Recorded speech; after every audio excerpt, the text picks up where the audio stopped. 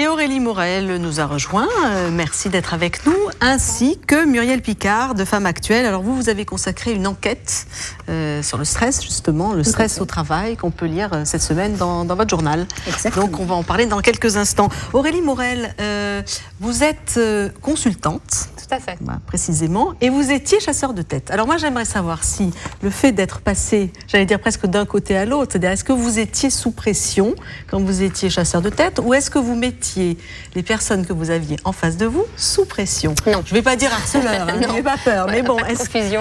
Non, dans le milieu effectivement de la chasse de tête, tout va très très vite et nous devons rechercher des hauts potentiels. Donc effectivement, les candidats qui se présentent face à nous sont souvent des hauts potentiels, dont eux-mêmes subissent un petit peu de stress dans leur univers professionnel, dans la mesure où ils doivent être performants.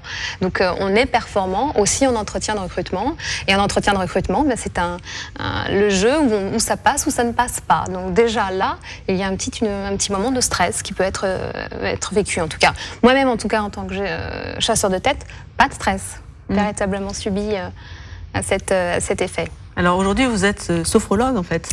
En revanche, aujourd'hui, voilà, reconversion pas franchement totale, puisque je suis dans les relations humaines, mais je travaille auprès maintenant de l'employeur et des employés pour gérer les situations de stress en entreprise sur des problématiques essentiellement de groupe. Alors comment ça se passe ? Expliquez-nous comment vous agissez, votre mode opératoire. Oui, mais écoutez, j'interviens à la pause déjeuner, généralement, 45 minutes. Sont proposés à hauteur d'une séance par semaine sur un protocole vraiment dédié pour le stress, avec des petits groupes allant de 25 à 40 personnes maxi, pour une bonne écoute, et l'on opère sur comment rétablir les connexions et effectivement basculer le stress, réapprendre à être un petit peu en maîtrise de soi, prendre le recul sur un environnement anxiogène. Mais alors comment ? C'est-à-dire ces séances se passent comment ? La sophrologie et la relaxation comment ça se passe guidée. En fait, on se sert de la relaxation guidée, qui est notre base de travail pour faire les connexions. Aujourd'hui, un sophrologue, c'est une sorte de kiné, de rééducateur du corps et de la tête. On vit dans une société où la tête est extrêmement stimulée, et aujourd'hui, on a besoin de reprendre un petit peu plus les connexions avec son propre corps. Quand vous êtes stressé, généralement, ce qui se passe, c'est que vous n'êtes plus présent.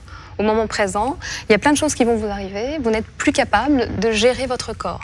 À partir de ce moment-là, il y a des petits bobos qui vont être véhiculés. J'ai mal au dos, j'ai mal au ventre, j'ai mal à la tête, je suis fatiguée.